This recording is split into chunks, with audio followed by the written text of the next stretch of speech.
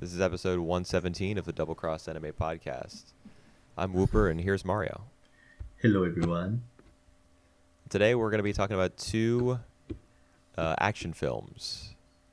Are they ninja films? One has ninja, and one has Yeah, swordsman. samurais. Yeah. Yeah. So I guess you can't call them samurai films or ninja films or anything like that. They're just action films. One is Ninja Scroll from the early 90s. One is Sword of the Stranger from the late 2000s. And there's some similarities between them. There's some differences between them. So we'll talk about them individually and maybe compare them and contrast them. And then we have Volume 4 of Sunny to get into as well. That's what we're doing today. Cool. So All right. which film was first? Yeah, I think we can pick up with the early one first. Go chronologically. Yep. Let's go with that. All right, so that would be Ninja Scroll. Yeah, at the time of release, by the way, it's not the time of the setting. Oh yes, yeah. This film was not set in the early 90s. Yeah. I mean, perhaps it is, but it wouldn't be the 1990s. It might be like the 1690s. I don't know exactly what era or period of Japanese history this film takes place in. But it's certainly not a modern one. It's Right. old. Yeah, it's old. It's like I'm pretty sure it's older than a lot of listeners who listen to the podcast right now. Oh, the film itself? Maybe. The film itself. Well, I don't know. I mean, maybe the people clicking on this episode, if anyone, bothers to listen to it, will be people who are older, because Ninja Scroll was a title that attracted a lot of people to anime in the 90s. So people who like hold up Ninja Scroll as one of their favorite anime films are probably on the older side. They might be like 30 or even 40 or even older. I don't know. Well, I actually just read about this Ninja Scroll, about its like legacies, just before the podcast, and I was quite surprised that it's really influential. Yeah. It's like one of the early influential anime coming out in the early 90s. Yeah, it was big, especially in the West, or so people say anyway. Like it was It was frequently rented in blockbusters, I guess, would be the way of measuring its influence, alongside Ghost in the Shell and Akira and stuff like that. But how do you, watching it in 2020? How do you feel about All right. the experience, whether it holds up, anything like that? All right. I think some of the elements, especially in the production, has been a bit dated. But otherwise, and the pacing is really fast. I don't know if it's like the original story or it's based on the manga. But we go through the whole thing where the main guys, the main group, like kill several other ninjas, assassins. Like go through everything in just a span of 90 minutes. That's just amazing.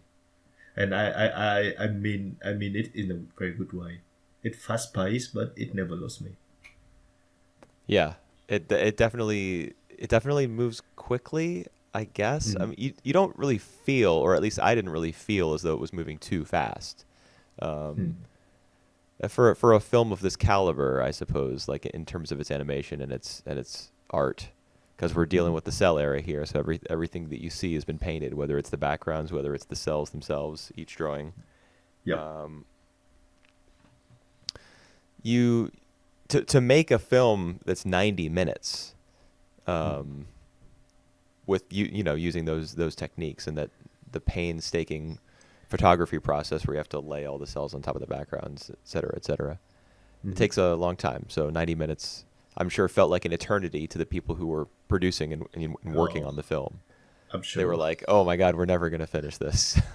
Yeah, because I think with the like with the material they have, they could very well expand it to like series length or like 3 hours. And in But fact, there here, was a Ninja Scroll TV series, which you pointed out to me a few weeks ago, yep, I think. That's which right. is not nearly as well received. I think it inspired by this one. So like due to the success of the movie, they make this series based Yeah, on this. it's actually a sequel. It's set 14 years Oh, afterwards. all right. Is But it an original story? I don't actually know if Ninja Scroll is based on anything. I Yep. assume that it's original, but I don't know that. Mm. Yep. But in the sequel, Kagero would be dead. All So right. that's Huh. sad because she died. Yeah, that's right. Spoiler alert Oh, for Ninja or maybe Scroll. not. What do you mean, or maybe not? I, I mean, like, you know, in the movie there is like the main boss who's like literally come back to life.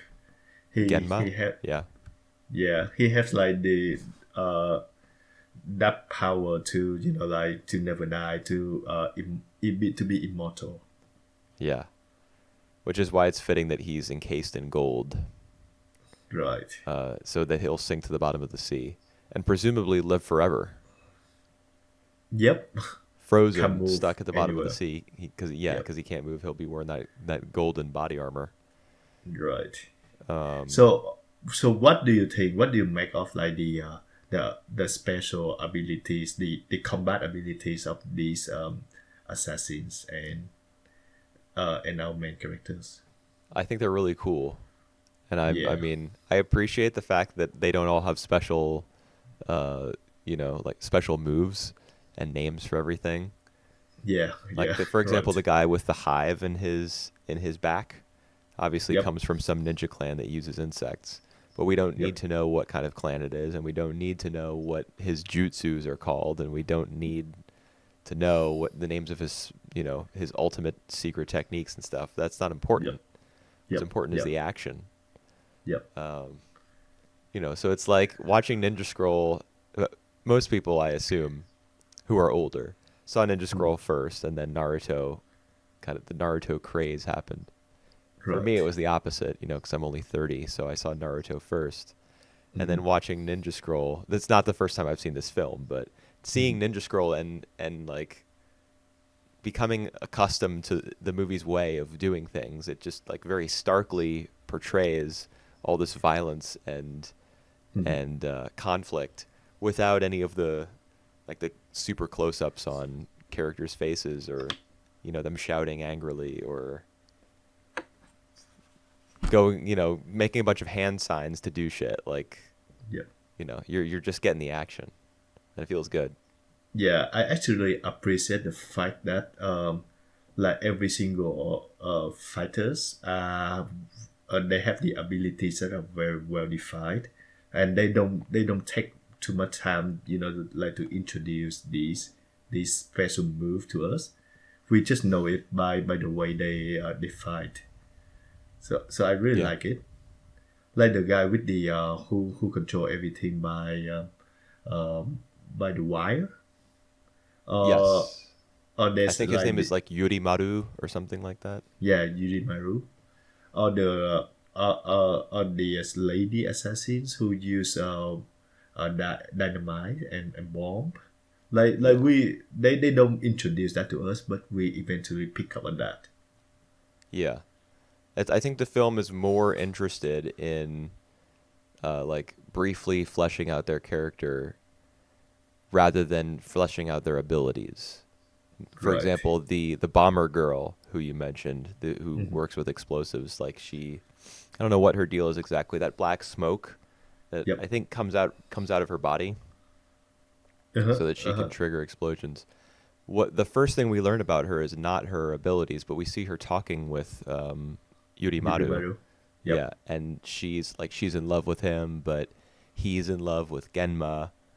Huh. And so they're antagonizing each other about that, and that is paid off later in the film when she kills Yurimaru, who has Jubei like strung up, and he's Yep. torturing him.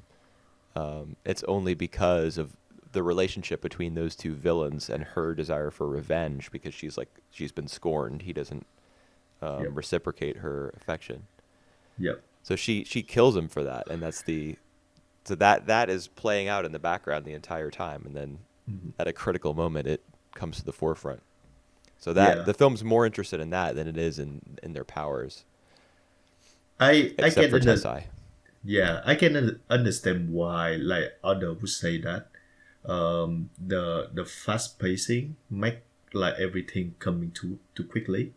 It's like we don't really see like the conflict or like the depth of these characters. But I think it's work for these movies. Yeah, Like for me, even in the very short scenes, I'm more impressed with the Ply assassin, the yeah, one who can hear very well. Like he badass. Like everyone here actually badass. that's true. Even the Wasp guy was pretty Yep, amazing. yep, yep. Um, and I also like the fact that like all of these abilities from the assassins were from dark magic. So like I remember one who from the shadow, and the main guy, the main villain who can reincarnate himself. So those are like black magic. Right.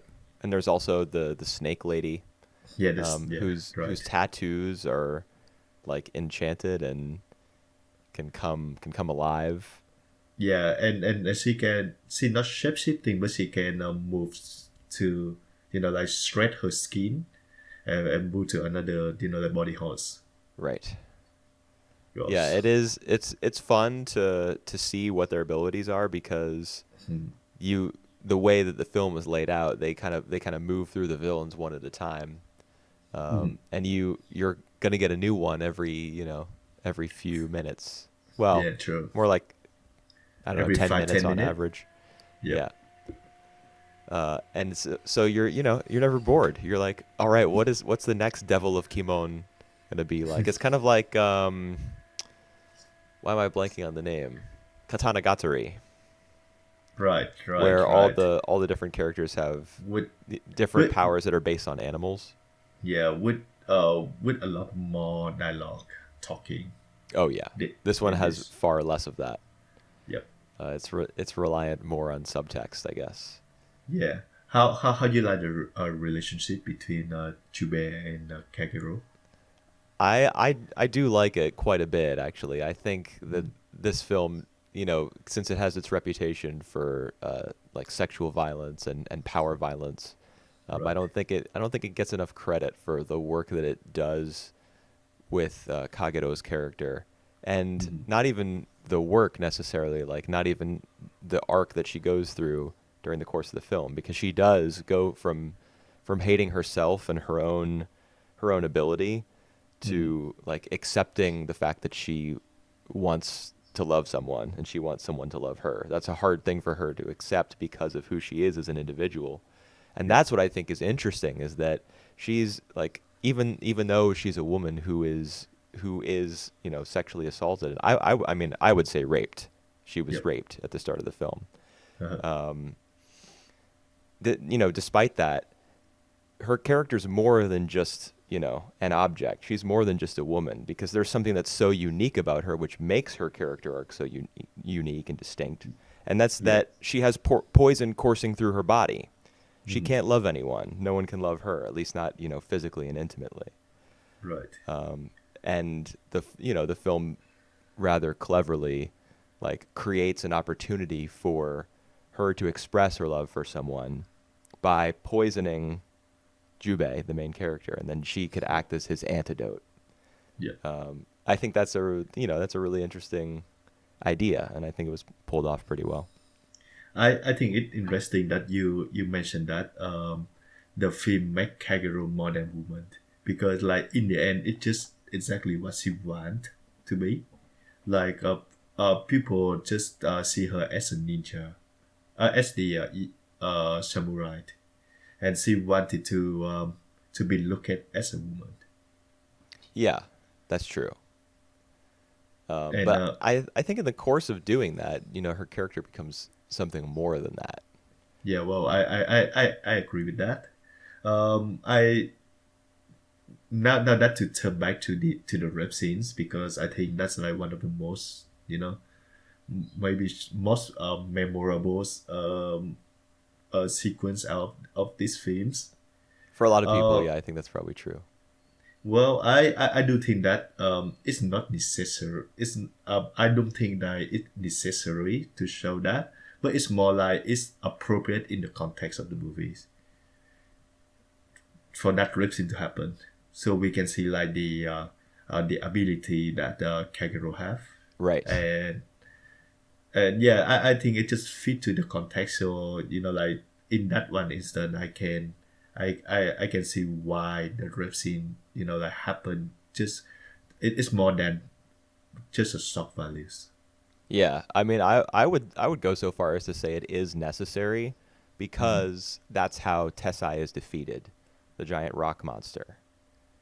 He's Yeah, like yeah, he's yeah. defeated by his own lust essentially, Right. because that's what caused him to rape her.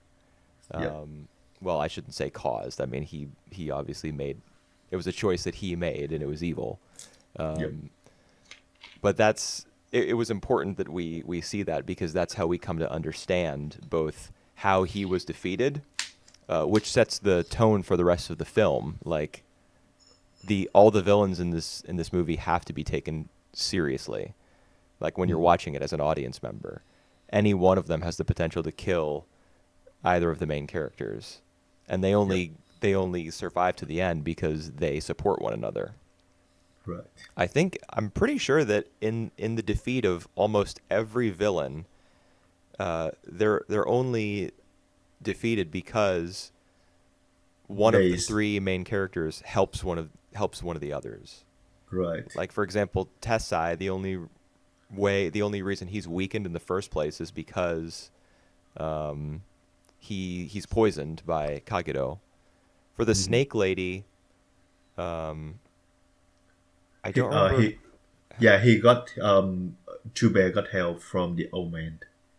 Right, he throws the ninja star, the shuriken, Yep. Yep. to release him from her like Paralyzing something. yeah. Well, he was in the middle of like some kind of spell or Yep. Yep. Yep. Yep.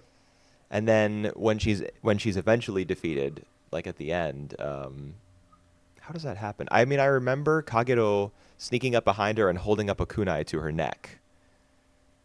And Oh. then like one of her snake tattoos comes up and bites Kagero on the leg. Yep. Yep. What happens after that? How does she die? And Oh, then the electric wire guy kills her. right, right, right, right. Yep. Yeah. So I mean, in both cases, she was stopped in mid fight by Yep. either Kagero or Dakuan, who's the spy for the shogunate. Yep. Yep. All right. Um, the scenes where Chube find the ply swordsman. I didn't very I wasn't very clear how he kills the other guy because of the other source. The, Oh, like at the very end when he gets stabbed. yeah, yeah, yeah. That's right. That's another instance where Kagero helped him, where she saved his life because she threw her sword, and Yep. it cut through that the piece of bamboo to Yep. create like a block. Because the Right. blind swordsman was swinging his sword from a raised position downwards Yep. Yep. Yep. towards Jubei, and he couldn't see the fact that Kagero's sword was Yep. there. All right. All right. So if Yeah. she hadn't done that, if she hadn't formed that block, Jubei would have Mhm. been cut into pieces. All right. Huh. Lucky. Well, I guess you could say lucky, but I mean, she proves herself to be quite a skilled warrior throughout the course of the film. Well. I mean, Chube was lucky. Oh yeah, I guess yeah. Yeah. Whoa. Well, how do you think about the production? I love it. Oh Yep. boy, I just love I love the animation during the fight scenes. I love at the start of the film, Yep. um, the opening scene with the classic throw your hat into the air and then you beat all the bad Yeah. guys Yeah. before Yep. it falls back down. Except they Yep. do Yep. it with Yep. a rice ball. Yep. in this one. So I like that little twist, that Japanese twist on it. Mm. The film seems. I think the film takes a lot of inspiration from westerns, American Yeah. westerns. Yep. You've got the. Jubei isn't exactly stoic because he does get, he gets angry, Mm. and he allows himself to show like plenty of emotion as Kagito is dying, and they share a kiss before she, passes away. Yep. And of course he's filled with rage when he's fighting Genma at the end. So he's not like the stoic Clint Eastwood type of Western Yep. Yep. hero, Yep. but I think that's probably the model for his character on some Mm. level. So I like that opening scene.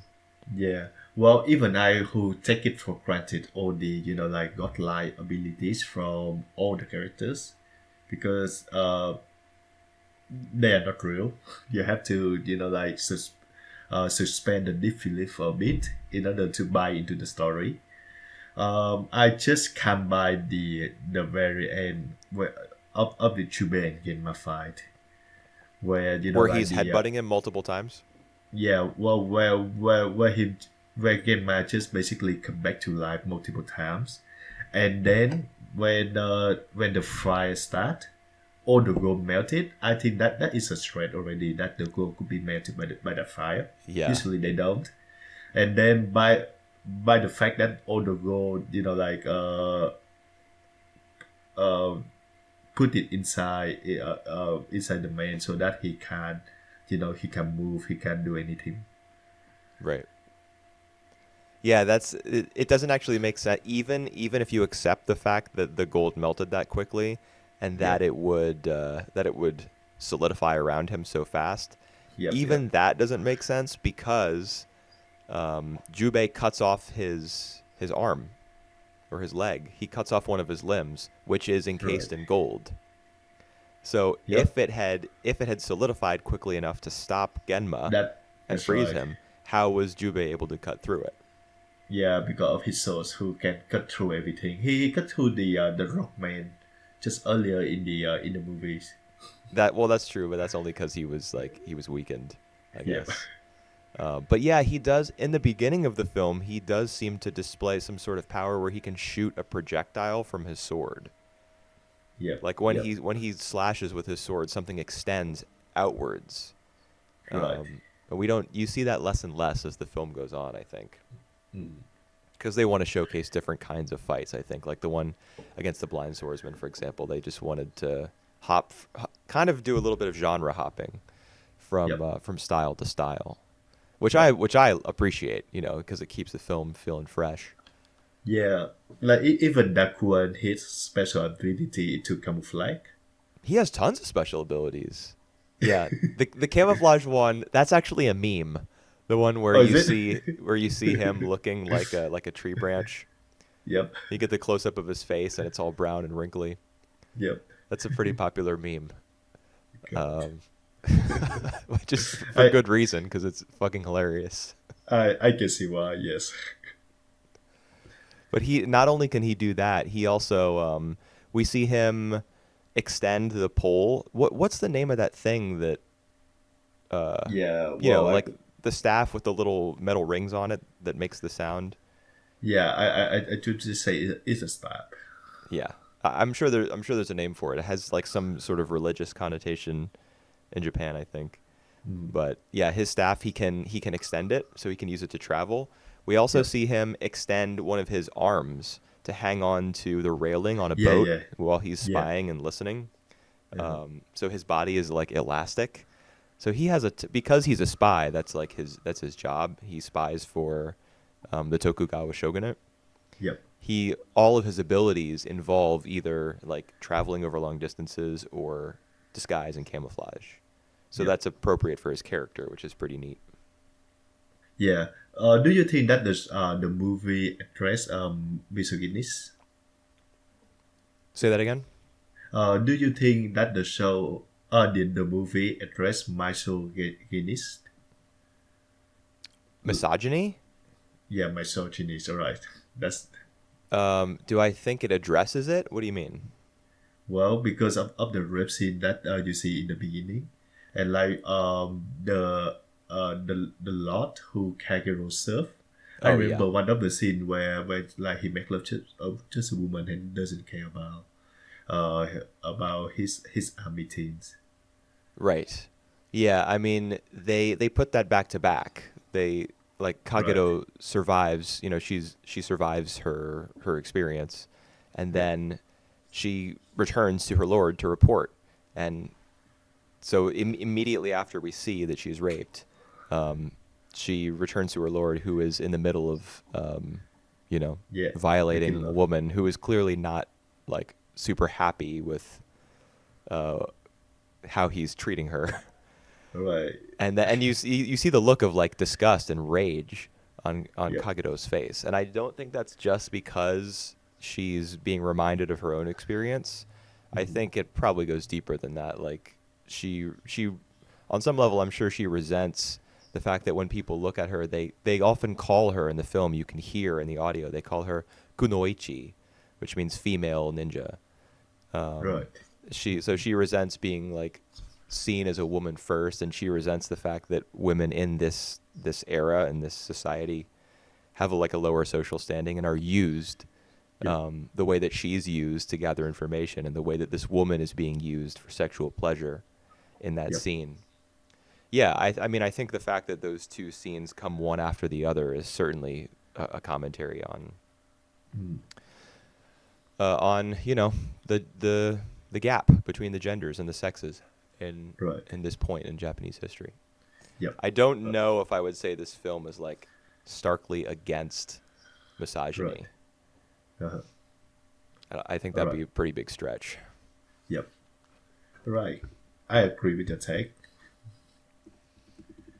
One thing I just wanted, actually, like after watching this, I just wanted to see more of this.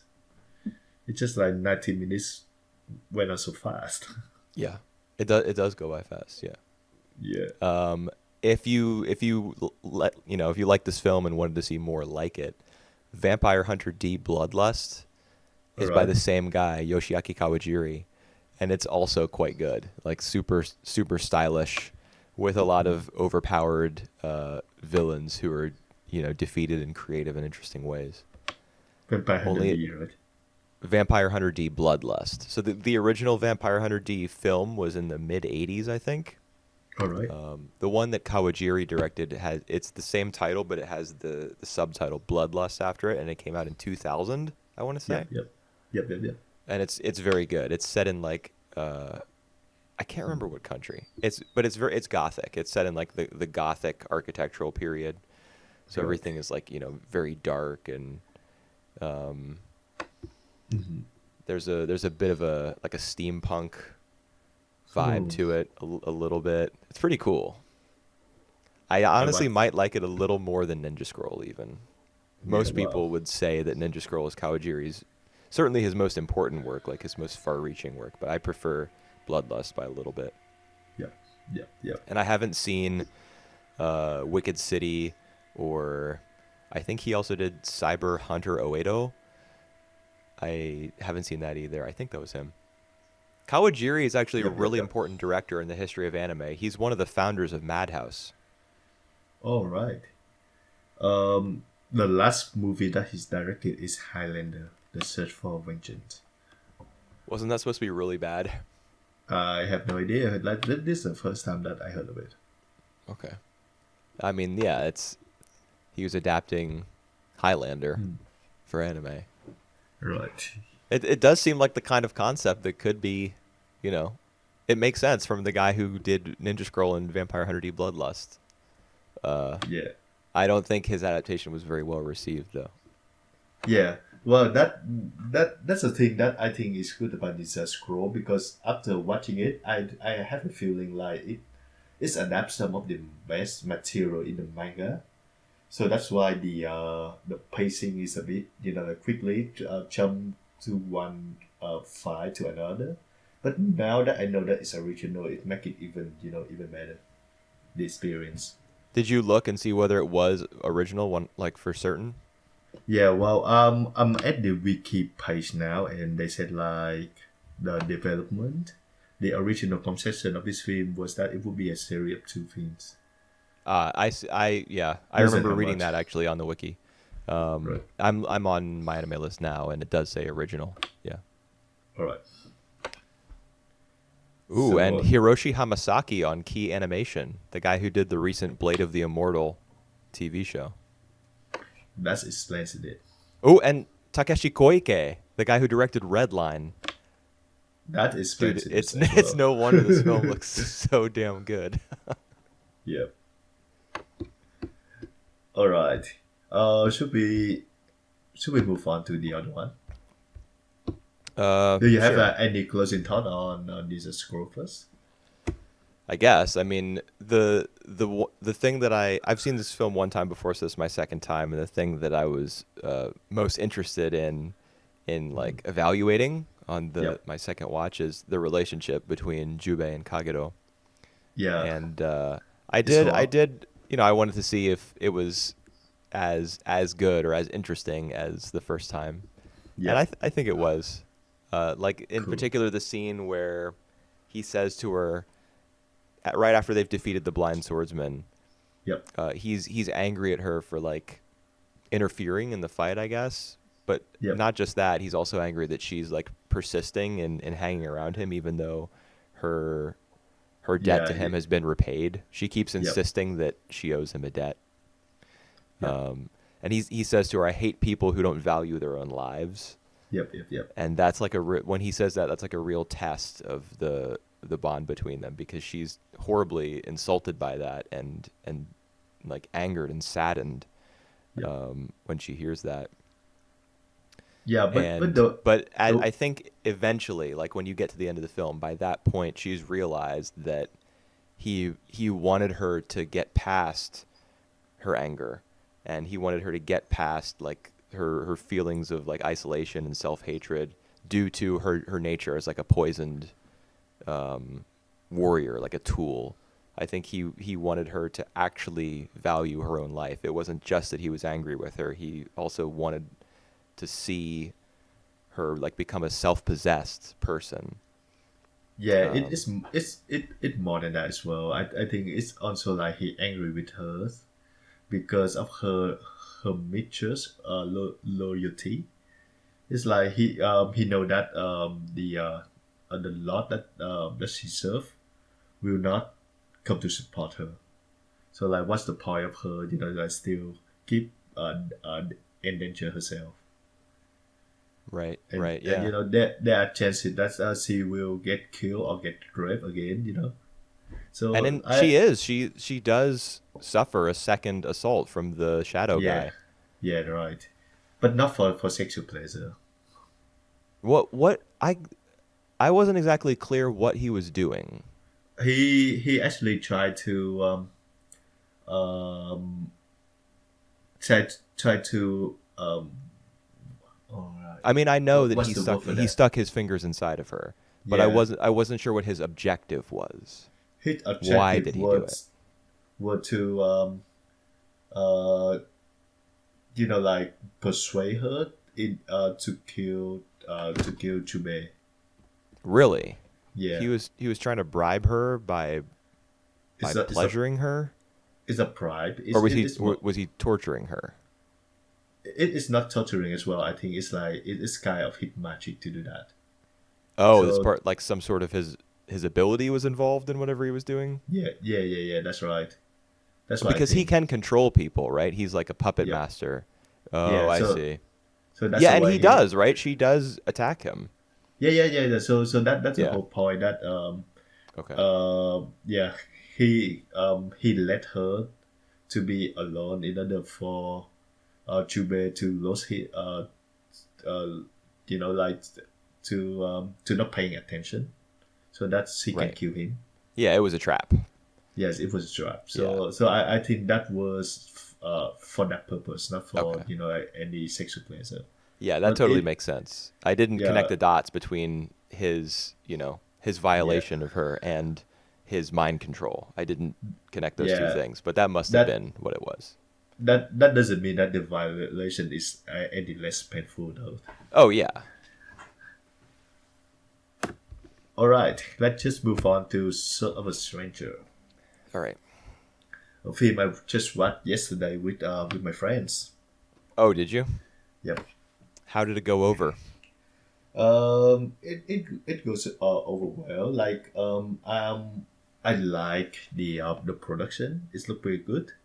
I like the main chemistry between the two, the kid and the guy, the nameless samurai. Right. Um, I meant like when you were watching it with your friends, were they, are these people who are into anime or so I watched it with two of them. One of them heard about this one. The only thing that he know about the films is that they have like a really cool of battle combat scenes at the end. right? And the It other sure one had does. no, I have absolutely no idea about anime, and they kind of like it. They one of the note that I have, the very first note that I have for Soul of a Strangers, is that the dog is really adorable.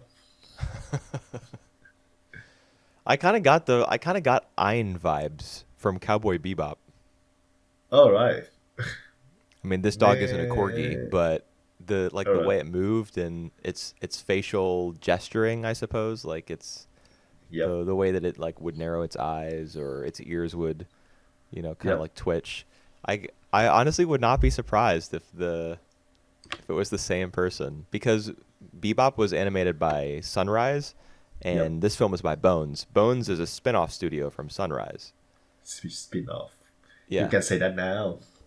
Like now, Boy is like one of the very best anime studio right now. I mean that's true, but they did spin off from Sunrise. That's where all Bones staff came from. Was Yep, a bunch of yep, Sunrise guys who used to work on like mecha anime.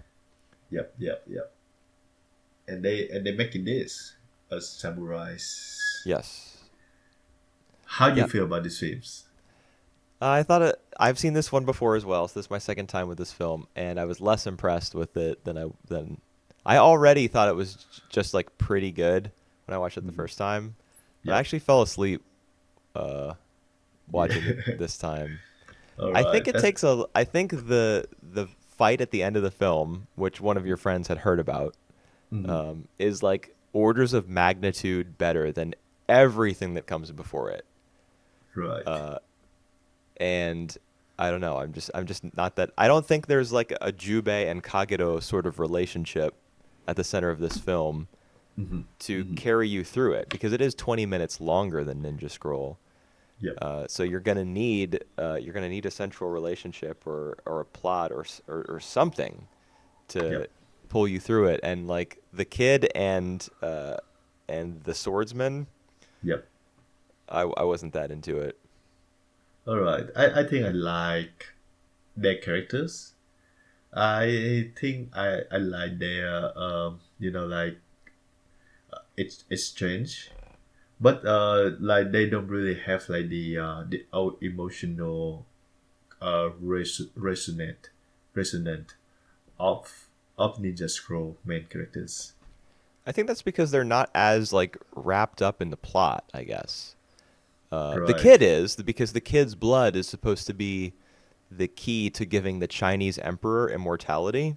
Yep. Yep. But that entire set piece, like the big clock that they make the that whole thing, Yep. uh, it's basically just like a big MacGuffin. Like it just exists as a place for there to be a final battle when you really get down to it.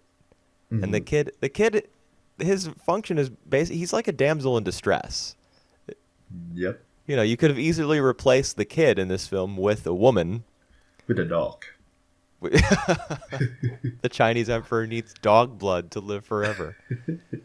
Uh, like I don't know. The kid was basically a damsel in distress. All His right. his role was to eventually get kidnapped and have the main guy come and save him. That was his part in the film. All right. I will start with the positive because I think the production is more consistent than Ninja Scroll, so it doesn't have like any of these a fight sequence where in Ninja Scroll where like just blow you away. But it's like consistently through like from beginning to end. Um, for the plot though, I'm not really that sold on the plot either. Yeah, we hardly. I don't know. Like, And I feel like like on the last five scenes where we just talk about, I think the music, the score is just wrong for that. dude, I 100% agree. Oh my God, there is like basically one song in this film that is played like 10 times. I agree. I agree. It's especially egregious at the very end where it sounds first of all it sounds like a song from a James Cameron film, so that's a strike right there. Mhm. But it's like triumphant, like it's music that's meant to play at the end of a film once you're past the action sequence and like the That's right. characters they're reuniting and coming back together after their victory, and they're you get to feel how elated they are and how thrilled they are to see each other. Instead, it plays in the final battle, in Yep. the aftermath of the final battle, and then immediately after that, during the credits, they use the same melody, just a different arrangement when the credits play. It's like one song. Ugh. Yep. Yep. And they play that song like throughout the movie as well. Yes. Yeah. Yep. Yep. Honestly, I I knew that the music was going to be a problem from very early on in the film when, the kid is living in that abandoned temple, Yep. Yep. Yep. and he comes back from stealing some rice and some fish with his buddy, with his dog. Yep. They Uh come huh. back to the temple, and then he looks up and he sees a stranger, the Yep. the stranger from the title of the film, Yep. the swordsman, and immediately like heroic music starts to play. Yep. Despite the fact that right now we as the audience are experiencing things from the child's perspective. If there's a Yep. stranger in his house, which is what this temple is to him, why would Yep. heroic music be playing? The kid should be frightened. Like, Yep. the music was just all wrong. It was And bad. he actually was running away from this stranger guy. What do you mean? I mean, like if he saw some stranger inside his temple, he Yeah. actually had to be freaked out because Yeah. he was pursued by this guy. Yes. I mean, he doesn't know that the stranger is being pursued by the Chinese yet. It's Yeah. actually the kid who's being pursued by the Chinese, and yeah, yeah. I know you're exactly right. Now that I'm thinking about it, the kid at this point in the story, we don't know it yet, but the kid is already being chased, which Yep. is why he's hiding out. So if he sees a stranger, what? Yeah. Well, that's the thing though that doesn't really explain a lot in the movies, but there's a clear parallel between between Nanashi, the nameless swordsman, Hmm. and Lulang. So one of them is like having red hairs, and the other one is blonde, which is Yeah, like kind of unusual for for Asian in that era. yeah. I What do you honestly, I make think of they're it? both foreigners. I doubt that. I doubt that. What's the guy's name? Liu L- Long. Lulang, yeah. I doubt that he's actually Chinese. Yeah, but why do they include these characters? Because I don't think they actually do a lot with their origins. They don't. Yeah, the film's not really. I don't think anyway. I mean, it may be commenting on the the way that the Chinese or the way that the Japanese see outsiders, the way that the Chinese see Right. foreigners. It may be Yeah. commenting on some level about that I don't understand Yeah. because, I'm not a native Yep. Japanese audience member. Um, I did pick up on that, the fact that they both have different appearances, and they're most likely both foreigners to each of their respective places, Mm. which is why I thought that's part of why the final fight scene is so interesting to me, is that Right. the relationship, the antagonistic relationship between these two guys, both of whom are like super powerful and one of whom left that power behind in order to be a wanderer. The other one went totally the opposite way, Mm. and only serves in the military so he can find strong opponents. Yep. Like the dichotomy between their two characters in that fight scene is more interesting to me than the relationship between Nanashi and Kotaro, Kotaro. the kid. Yep. But that's How? not the way the film is set up. Yeah.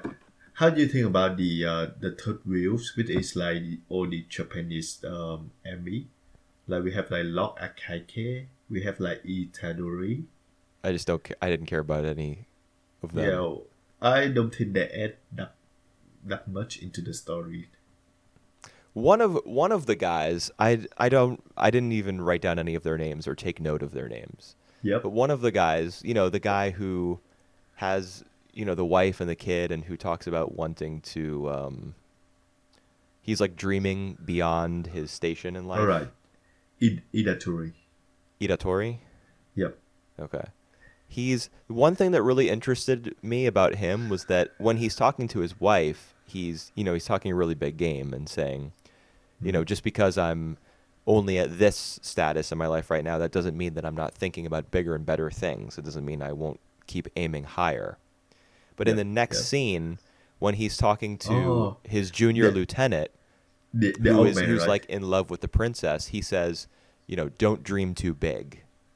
Yep. Yep. So in public he wears one face, and in private he wears another. Like he's saying to his wife that he's Yep. got his eyes set on big things, but then when he's talking to his subordinate, he says the Yep. opposite.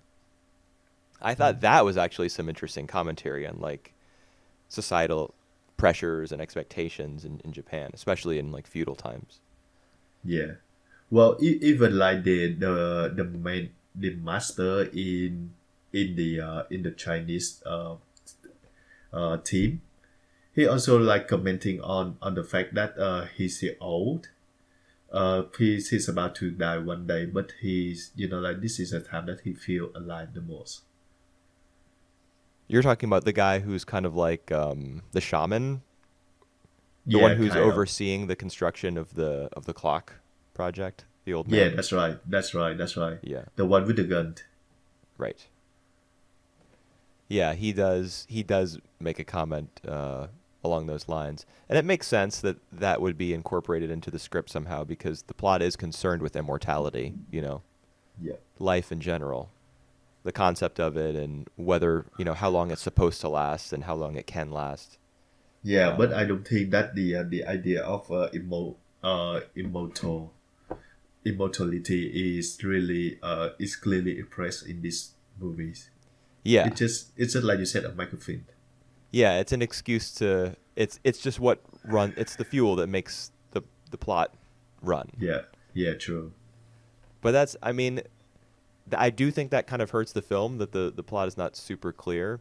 The characters could have carried it, but I think they were kind of weak. Like putting aside my I problems with Kotaro and Nanashi, that's Mhm. whatever. Putting that aside, the Japanese army guys, the Yeah, military, who we talked about, they weren't the strongest characters, and also the Chinese, like the Liu Long's comrades. yep, What they did with them, where they would kind of tease each other and banter with each other a little bit, almost reminded me of Ninja Scroll, but like a baby version of it. Because right. in Ninja Scroll, you have the demons of Kimon, like hating one another and killing each other and like lusting Yep. after each other and stuff. In this film, they're just kind of teasing each other in like kind of sanitized PG-13 anime style. Yeah. Well, that is one character from that Chinese team that I can make that if he's was a male or female, and it's bugged me all the way through. I think I know who you're talking about. The guy with like kind of the bangs that were swept apart and the Right. ponytail. That's right. And Yeah. the guy who at the end like died uh with his sauce like stabbing in the back of his neck. Yeah, and he's like, "Where's my sword? Where's my Yeah, sword?" yeah. It's kind of That's right. unintentionally funny. Well,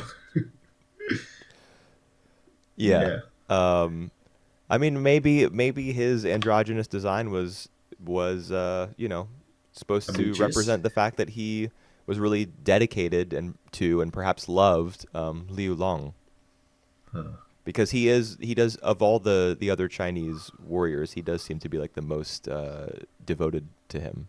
yeah. Well, I actually enjoy the flashback of Nanashi. The way that like he killed the children, and then after that he just decided to have nothing to do with souls and stuff and fighting anymore. I just don't think that the flashback play like the way they show the flashback is really on the nose for me. Yeah, yeah. I mean, I agree. I, th- I personally, I think it did its job. It did it Mhm. well enough because you at that point in the film you've heard a whole bunch about um, Nanashi, being a fierce warrior and then um, Yep. having abandoned his post. So then you get the flashback and you're like, oh, so now that's what happened. His conscience wouldn't allow him to stay where he was because he killed he killed two kids, Yep. um, which is horrible. Mhm. And I think part of the feeling of it being on the nose is the fact that it's children that he killed, and in the present he's forming this relationship with a child, Yep. as though that's like meant to redeem him because it's the polar opposite. Instead of killing Well, children at his lord's request, he's befriending and aiding a child, not because anyone told him to, but because he wants to. So it's yeah. just like so much the opposite of his past. Like his present and his past are in such uh, they're as far apart as they can possibly be. That's why it kind of feels a little bit obvious. Yeah. Well, he did save the dog. He's saved the dog. Yeah, That's I that's guess for he sure. did. Yeah, he did save the dog. Yep. Maybe he killed a dog in the past as well. All right. So that's And why. so, yeah, this is more redemption. Put it on the pile. Yeah. Well, yeah. Just to say that I'm not buying the whole immortals thing. The thing that I'm not buying the most is like having Kotaro as the kid. That as the chosen kid, because we don't Right. really know anything about that. Yeah. Um, they just like basically just splat this out to us, and we don't know why Kotaro managed to run away you know from these. It just the whole thing seemed really vague, really like undeveloped for me. Well, the very beginning of the film, I think the first scene that we get, even before The the credit. battle between the Japanese and the Chinese, like in the rain, Yeah, even yeah, yeah. before that, it's Kotaro fleeing his temple, his or orphanage or whatever, with Uh-huh. the help of the guy, the monk. Yep. So we're set up to see Kotaro as the main character from the beginning, Uh-huh. but I don't know. I guess we just don't know enough. Yep. We it would have been nice if there had been perhaps like some sort of prophecy that we learn about over the course of the film, Yep. and Yep.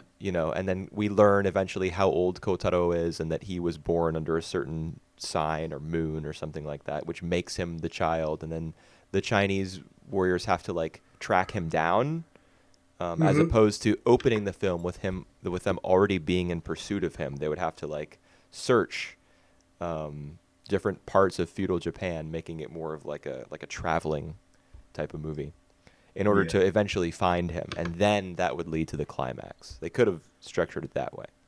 You're right. Yeah. So I just been like I'm actually a bit disappointed with the movies because I expect it to be like blow me away, and it's not. There's a lot of like glaring issues that I see. Ninja Scroll, like at first, at like the first 5-10 minutes, I would think that it's more like the one that gives you the shock values with. it actually like expand beyond that. So Yeah, I'm really glad. you might expect the films to be kind of flip flopped, like reversed. Right. Yep. Um, yeah, I know what you mean. Yeah. So kind of it's kind of I'm kind of happy to like having like two completely different expectation and experience to these two movies. Yeah. I mean, sort of the stranger. I would say the last 15 or 20 minutes Yep. are the rest of the film is like the price of entry, and then the last 20 minutes are like, oh boy, here we go. The movie's starting. Yep. Because it just look like some of the obviously the action all looks really cool, but some of the character animation, like, do you remember when Liu Long offered some of the medicine to Nanashi before they started Yep. fighting? Yep. And then, he says, I don't need it. The pain reminds me that I'm alive. And so he's intrigued by that. Liu Long is intrigued by that because he's never been wounded in battle. So he drops the medicine and he crushes it under his foot. And that scene Yeah. where he crushes the medicine capsule with his foot, I like stopped it and I replayed it like 3 times. Just this the scene of his foot coming down on top of it was crazy. Like, Is that good in a good sense? yeah. All It was right. amazing. Like the sense of weight of him like pushing his body weight down through his foot and Right. crushing this little object underfoot. Like uh Mm. it's really hard to, I mean, you if you watch anime, you notice that like whenever characters are walking, the shot does not include like their feet making contact with the ground. That's very rare.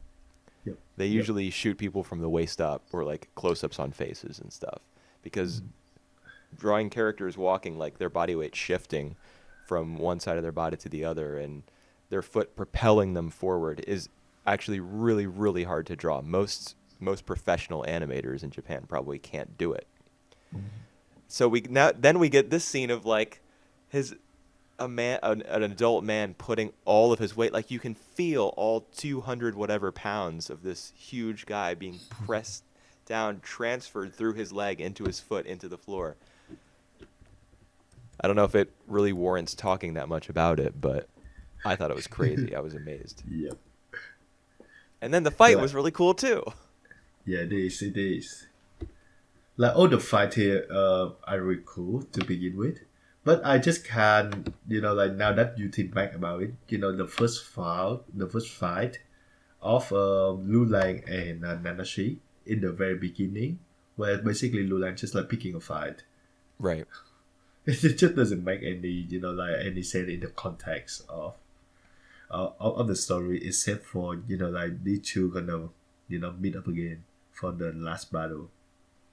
I think it makes some sense. I mean, Liu Long, his entire motivation is that he wants to fight. Yeah, he pick fights. Yeah.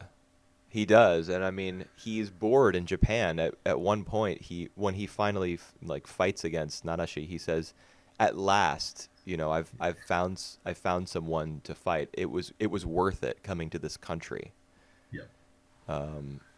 So I mean, maybe the idea is that he saw the way that Nanashi carried himself as he was walking, and he saw his sword and thought that he wanted to fight this guy. Yeah. I don't know. I think that's the main idea.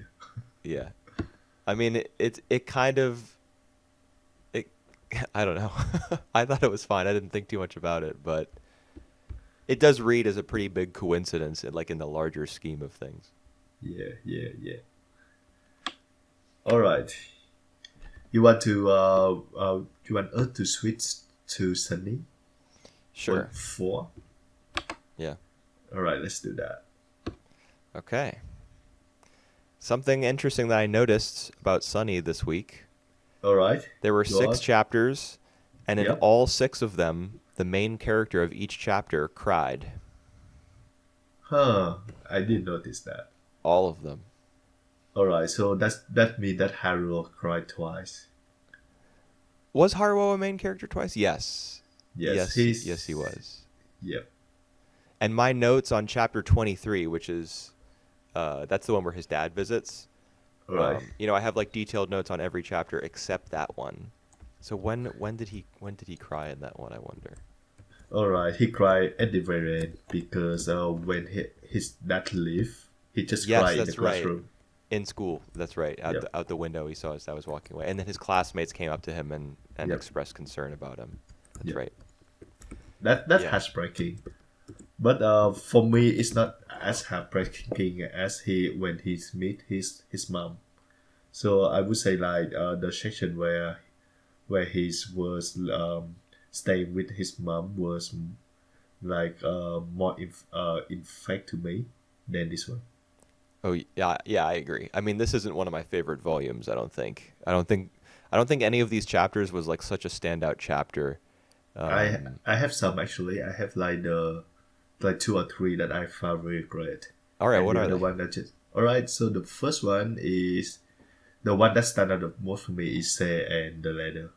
So he's been waiting for his letter, and we got introduced to one of the another characters, Kumi. uh, Kumi. All right, I'm gonna write down her name because I haven't write it down yet. Kumi, and they so like everyone, Kumi and everyone in the in the house know that Say have been waiting for the letter, Hmm. and the way that he like he pretend not to care about that by saying but he's still waiting for the letter, and said like he want to observe the sky. That really speak to his characters.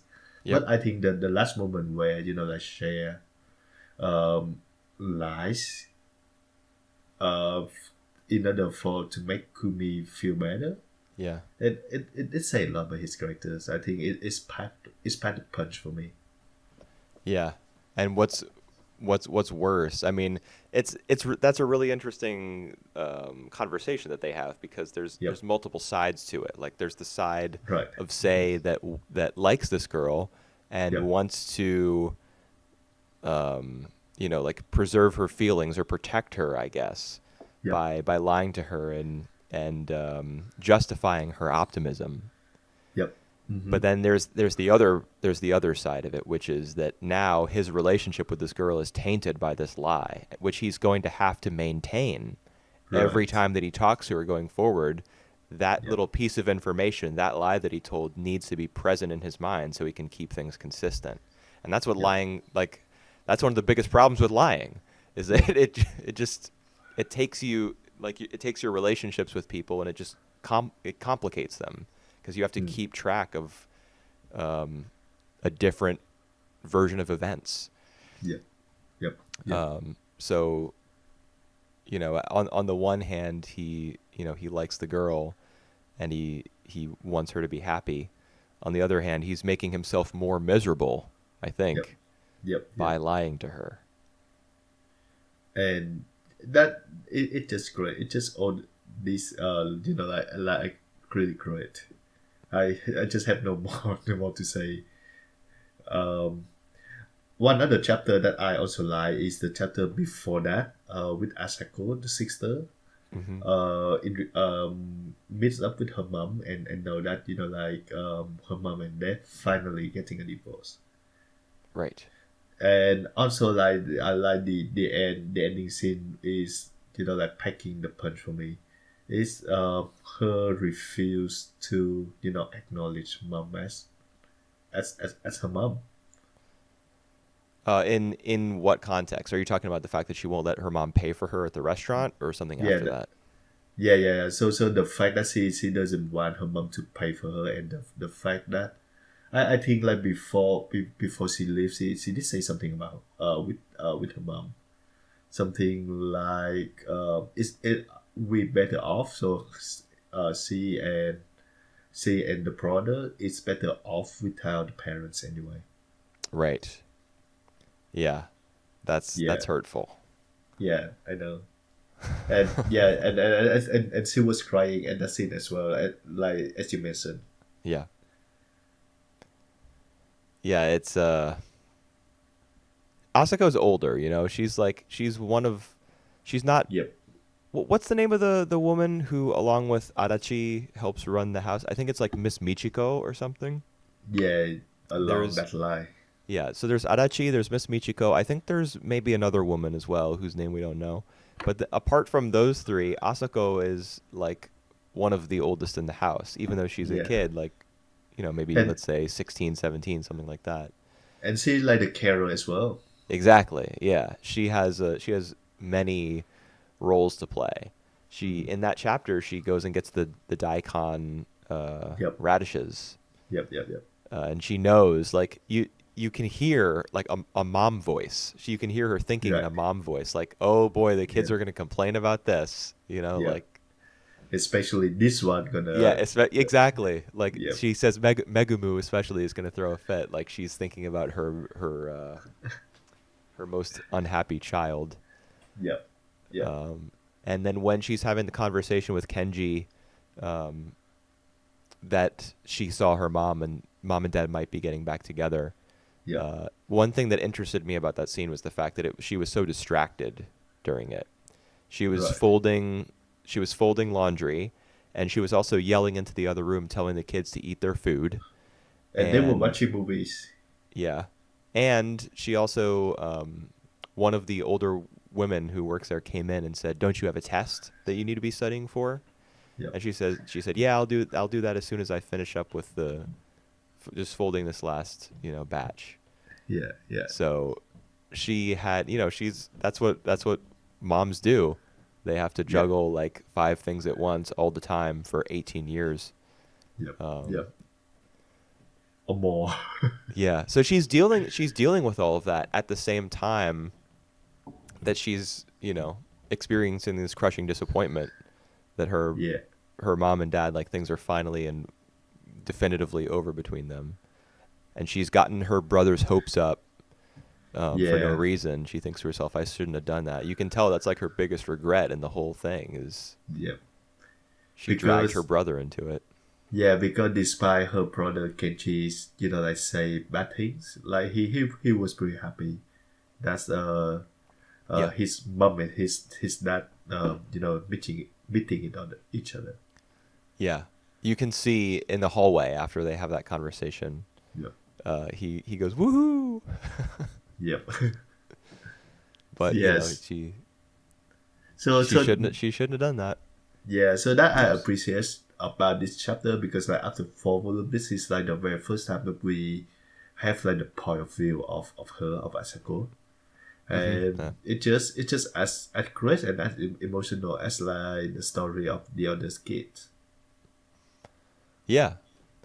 I mean, personally, I prefer the story of the younger ones because that's the age group that I'm like more interested in. Yep. I agree. But I appreciated the opportunity to get to know Asako a little better because that's something that's been in the back of my mind is like we've focused on so many different characters but not her yet. Yep.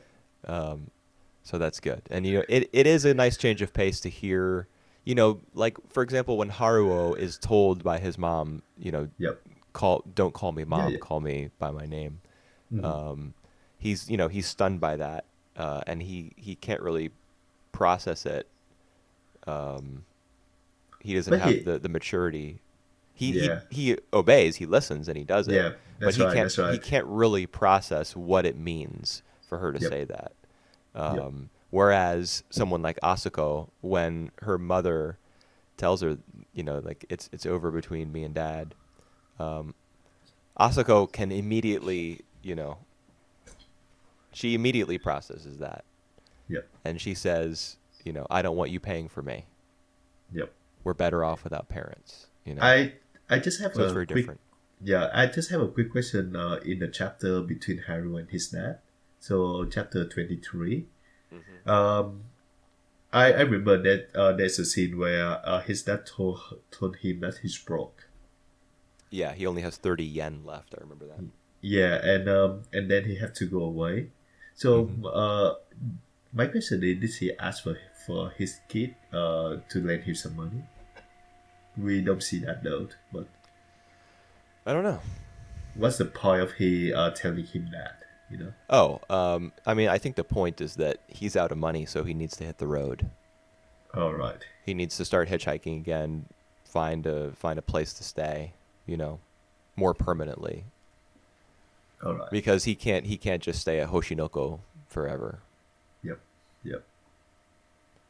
I Got think, it. I mean, I beyond like his lack of funds, maybe signaling that it's time for him to move on and find some place to maybe make some money.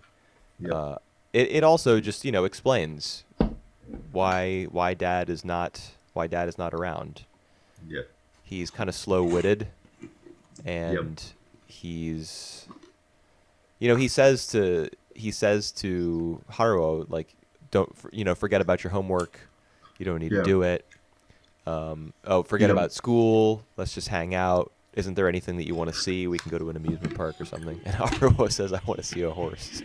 Yep. I thought for sure after he said that they were going to go to the track, like a horse racing track. But of Yep. course, Dad can't take him there. He's got no cash. Yep. So they just walk until they find a horse. Well, it's better that way than like he throw his money to the horse race. Well, it may be that's how he lost his money. I don't know. Maybe. But yeah. The third story that I like as well is Kiki, about Kiki. So Kiko? she is it? Yeah, sorry, Kiko. Yeah. Oh, hers was so sad, man. Yeah, I know. But yeah, I think the story, like, it intentionally make it like abrupted in the timeline.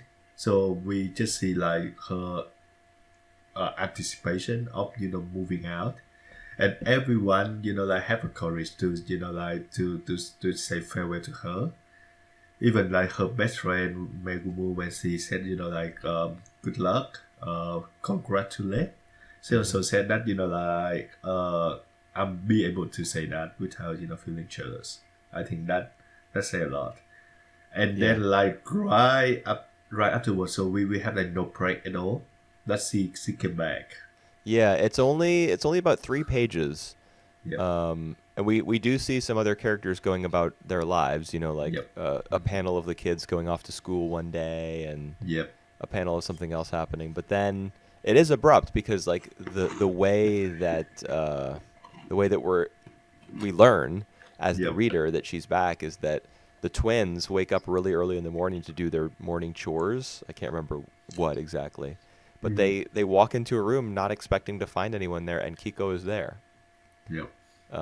So it's very abrupt, and it's horrible to say, but I expected Yep. that she wouldn't, that she That's would be long. back. I expected Yep. that she'd be back. I mean, the chapter opens with her memories of life before Hoshinoko, and Yep. they're filled with like mahjong tiles and cigarette smoke and people with red faces laughing and Yelling being at each noisy. other. And, Yep. oh yeah, and yelling at each other. Yeah, that's probably the most important part. Yeah. So you open with those being her memories of life before this place. That's not. The That's good not. side. Yeah, she can't be going back there. Yep. And the Well. when she says that her mom's new boyfriend was a total perv, Yep. that just made me really Angry, sad. well, like nervous. I Right. hope that she isn't saying that because he was handsy with her. I don't think it would go that far. But I like certainly hope not. he been drinking and yelling all the time. That's bad enough. Yeah, but I mean, she specifically says perv, and I mean, Yeah. I know that in Japan, hentai Yeah. All right. doesn't actually mean like sexual pervert necessarily. It means weirdo. It means like Out of the norm, right? yes, exactly. So depending on the translation, it could be something different. But for her to use pervert specifically, I mean, I hope it was just the dad like Useless. cozying up to her mom and being, Yeah. like just drunk and mildly inappropriate. I Yeah, hope that yeah. was all it was. But you got to figure some of these kids some of like kids who live in homes like this, some of them are probably there because like the reason they can't be at home is because of situations like that, Yep. like Yep. Yep. sexual situations. Yep. Um, and Sunny, I don't think Sunny's the kind of manga that would go there necessarily. Like it's more interested in I in the children themselves rather than the terrible situations Yeah, right. that they came from. It's more interested in the kids and finding their humanity, which is good. Yeah. That's Well, that's why it's so good. yeah, I don't think that the manga will shy away from that when it whenever it need to.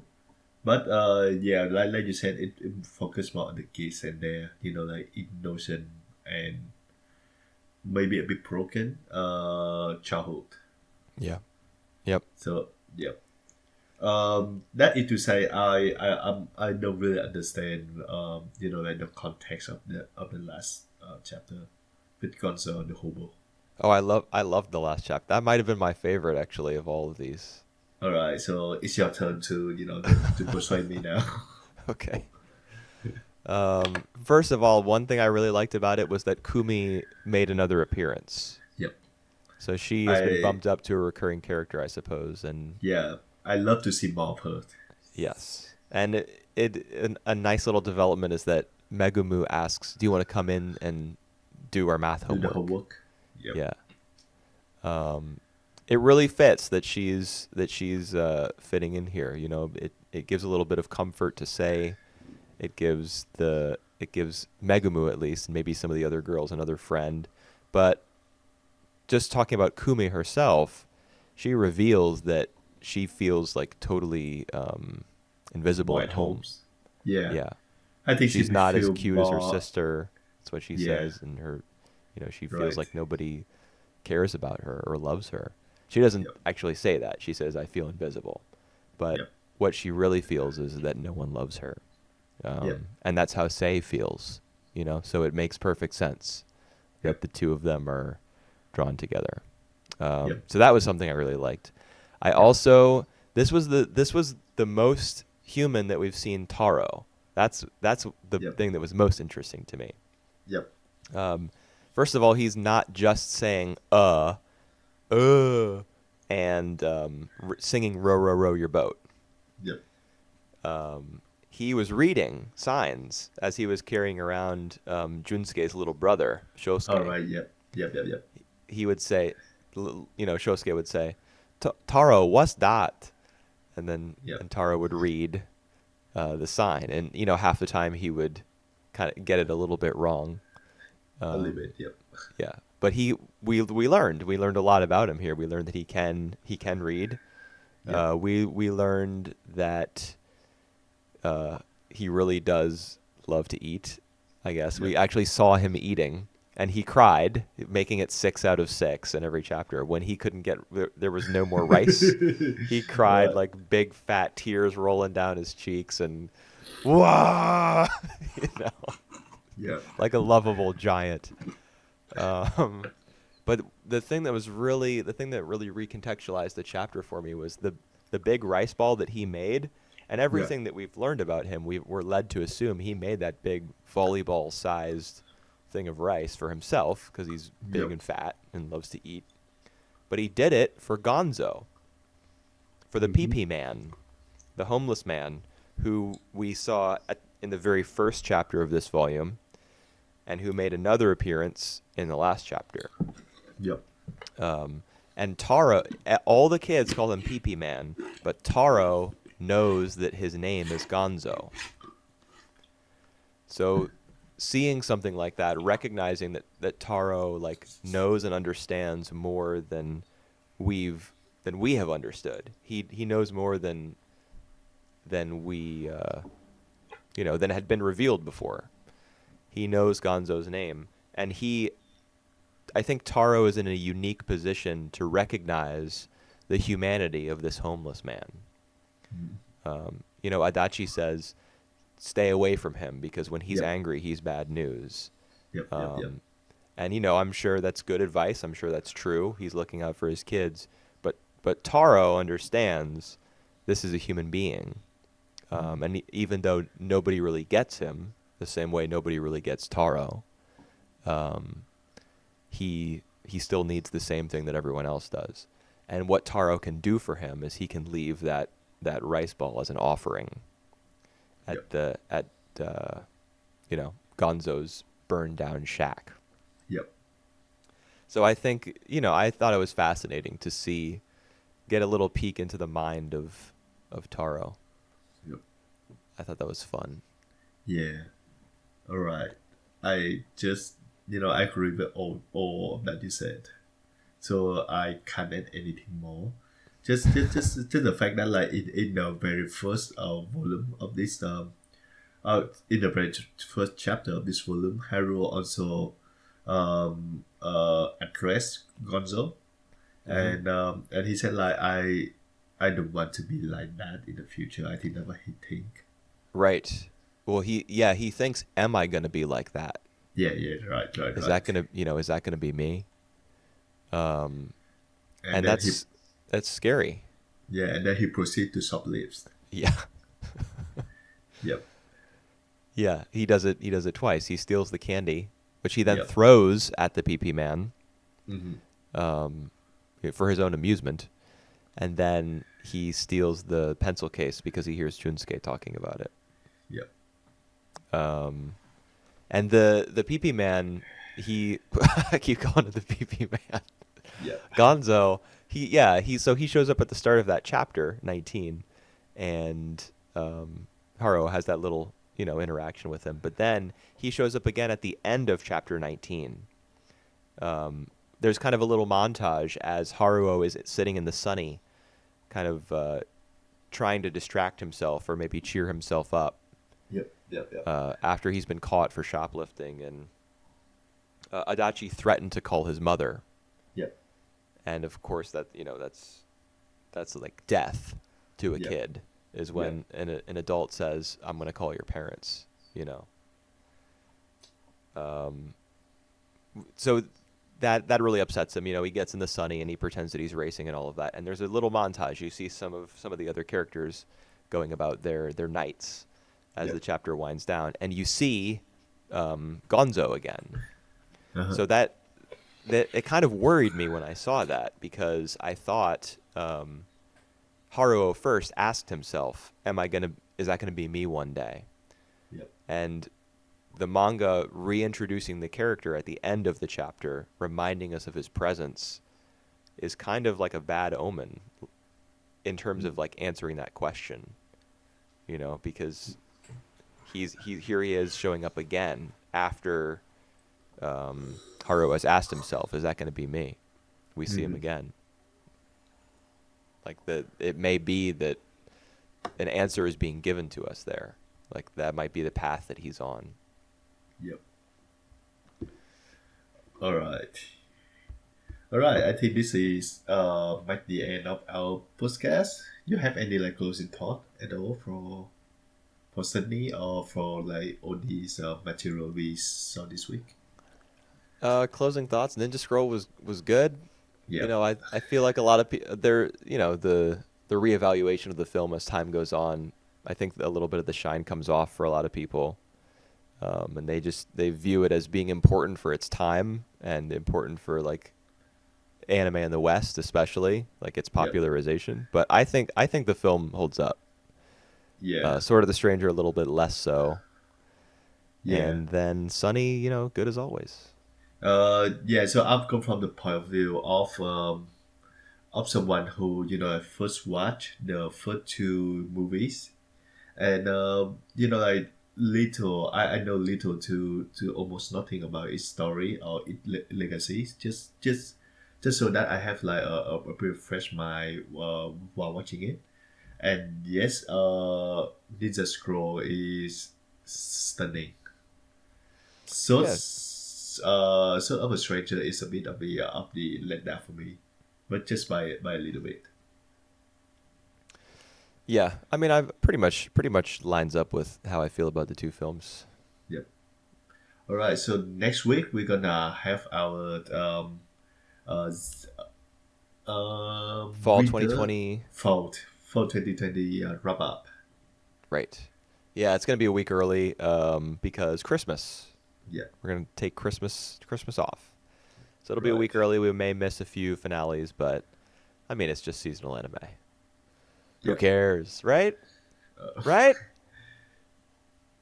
I'm not gonna answer that. It'll All be right. Akudama Drive and Jujutsu Kaisen and stuff like that. Yeah. Then we'll take a break and eventually gonna talk about 2020 as a whole. A few weeks from Right. now. All right. See you then. Bye bye.